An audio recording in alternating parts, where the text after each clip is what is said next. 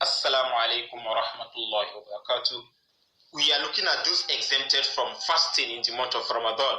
They are allowed to pay back the fasting they have missed after the month of Ramadan, or they are even allowed to feed without the fasting itself.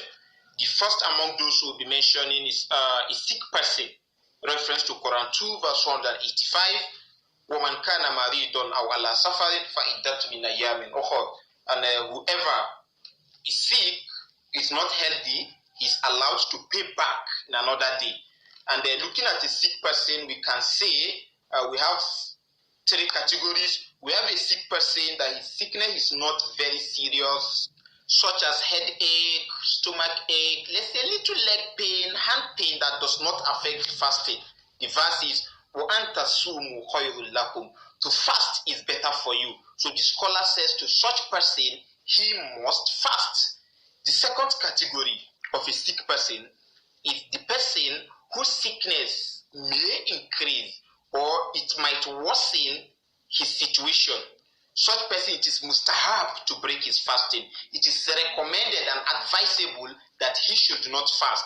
And it has become makruh, abominable, that he should fast. So such person should leave the fasting, and after the fasting of Ramadan, he will pay back. Then the last person is he whose sickness is very severe, a serious sickness, very, very serious, that the verse is now applicable to him. وَلَا تَقْتُلُوا أَنفُسَكُمْ, and do not kill yourself. Because he is seriously sick, insisting on fasting might lead to his death. And what Allah mentioned in Quran 2 verse 185, يُرِيدُ اللَّهُ بِكُمُ الْعُسْرَ وَلَا يُرِيدُ بِكُمُ الْعُسْرَ. What Allah intends for you is ease, and Allah does not intend hardship for you. So a sick person of any of these three categories must pay back the fasting he missed after the month of Ramadan.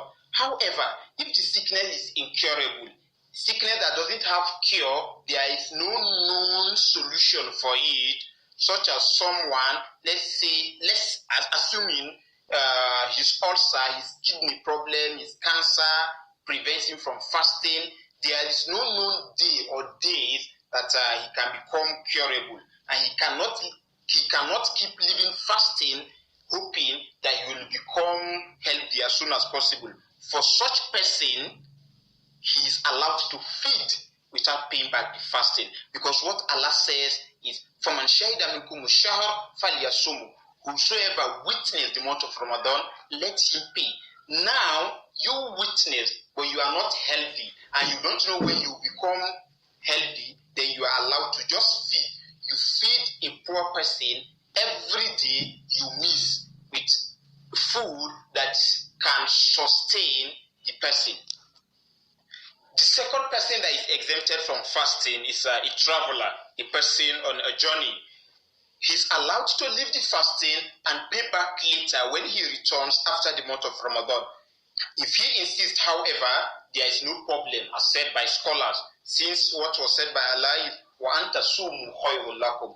For you to fast is better for you.